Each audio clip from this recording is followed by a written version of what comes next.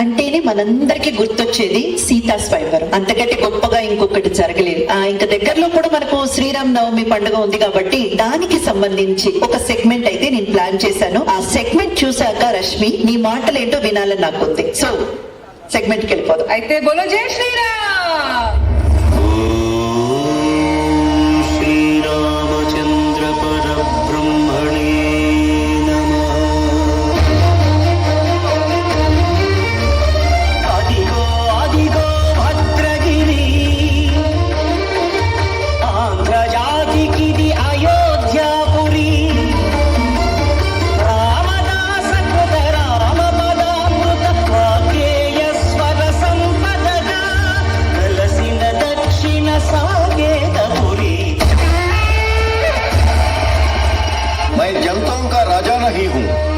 Sevak who. సలాం అలైకుం బాద్షా. ఆ ప్రజలు మా పాలన గురించి ఏమనుకుంటున్నారో వినాలని ఆశిస్తున్నాం. జహాపన, ఒక మంచుగడ్డ తెప్పిస్తే అర్థమయ్యేలా చూపిస్తాను. ఎవరెక్కడ? జహాపన, ఇది మీరు పంపించిన నిధి. దీన్ని మీ చేతుల మీదుగా పక్కన వాళ్ళకి అందించండి.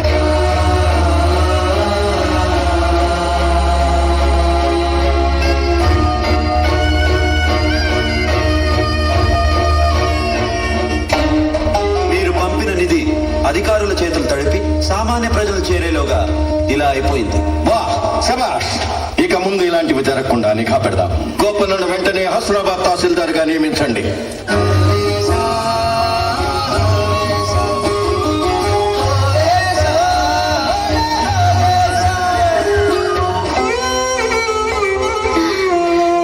కూర్చున్నావేమిటే? ఆయన ఎవరనుకుంటున్నావు? ఈ పరగనాకే తహసీల్దారు. రాముణ్ణి కూసంత మనసు పెట్టి చూడండయ్యా. ఆ స్వామి నాకు కల్లో కనబడ్డాడయ్యా. నాకు పూజా పునస్కారాలు చెయ్యవే అని అడిగిండయ్యా. నేను పుట్టుకోమంటే నా రాముడు దిక్కులేని వాడైపోతాడని గుండెల్లో బిక్కు బిక్కుమంటుందయ్యా.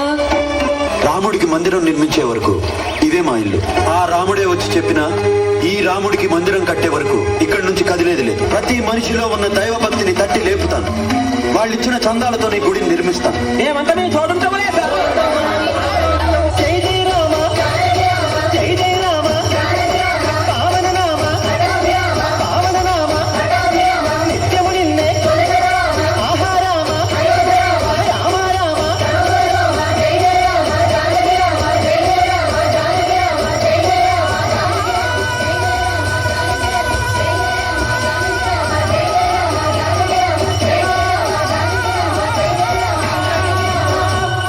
రామదాసు, ఆ రామయ్యను నువ్వు గుడిలో పెట్టావట. ఆయనేమో నిన్ను తన గుండెల్లోనే పెట్టుకున్నాడట. ఇప్పటి నుంచి నిన్ను రామదాసు అని పిలవాలని ఆయన నా కలలో కనిపించి చెప్పాడు. నేను శ్రీరామదాసుడని ఆ రామయ్య అన్నాడట. ఏమిటి ఇలా వచ్చారు? సర్కారు వారి పైకంతో గుడి కట్టినందుకు తానిషా వారు మిమ్మల్ని బంధించి తీసుకురమ్మన్నారు. చలో చలో. అనుమతి లేకుండా సర్కార్ పైకం ఎందుకు దుర్వినియోగం చేశావు? అది దుర్వినియోగం కాదు జహాపన, సద్వినియోగం. బక్వాస్ బంద్ కరో. చేసిన తప్పు ఒప్పుకోకపోవటమే కాక మమ్మల్ని నిలదీస్తున్నావా? ఈ పొగరబోతుని కారాగృహంలో బంధించండి. కానీ విని ఎరుగని కఠిన శిక్షలు విధించండి.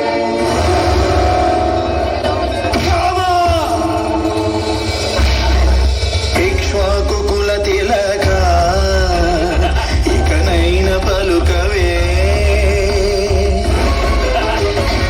రామచంద్ర, నన్ను రక్షింపగున్నను రక్షకులు ఎవరెందు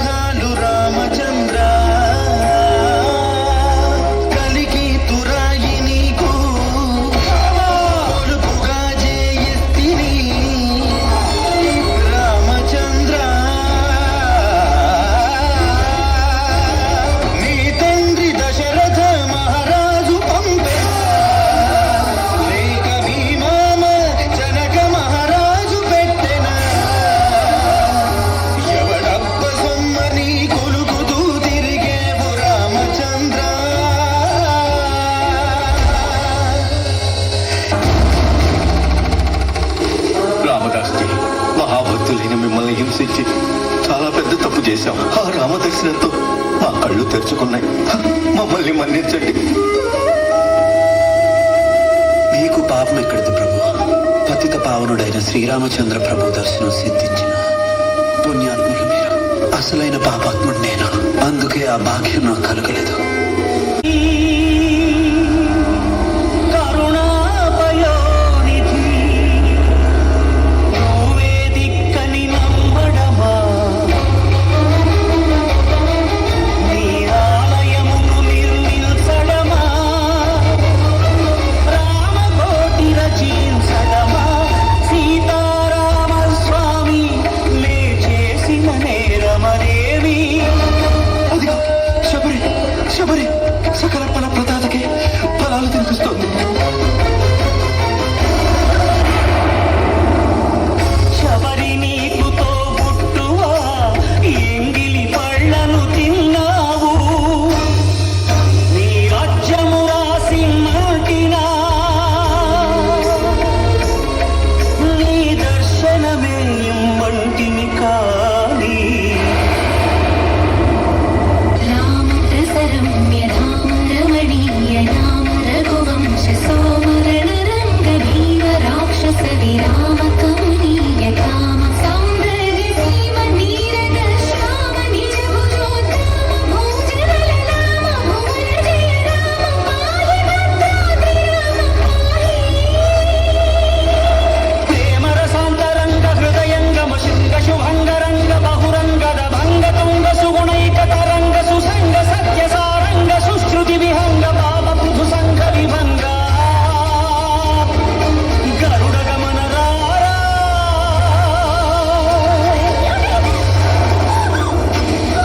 ఏంటండి ఇది? ఎంత వేడినా నా రాముడు నన్ను కరుణించడం లేదు కమల. నేనే నా రాముడి దగ్గరికి వెళ్ళిపోతాను. ఏమండి ఒక్కసారి అటు చూడండి. ఆ రాముడు ఇంకెక్కడో ఉంటాడు.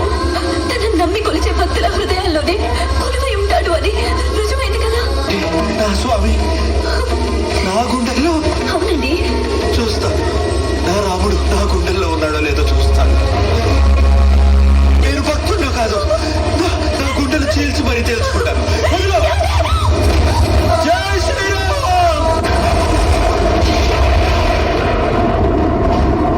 నా స్వామి, నా స్వామియా? అవును, నీ స్వామినే. నీడలేని మాకు ఓ గూడు కల్పించావు. నిరంతరం మా రామకీర్తనలు గావించి పరవశింపజేశావు. భక్తులంటే నీలా ఉండాలని ఆంజనేయుడే మెచ్చుకునేంత వాడివయ్యావు.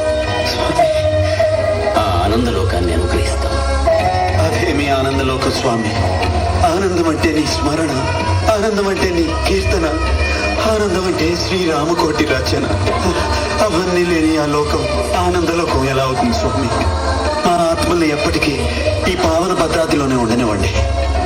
మీకోసం ఈ భద్రాద్రిని ఆనంద నిలయమైన మోక్షలోకంగా మారుస్తుంది. మహాపుణ్యక్షేత్రమై పరిఢవిల్లుతుంది.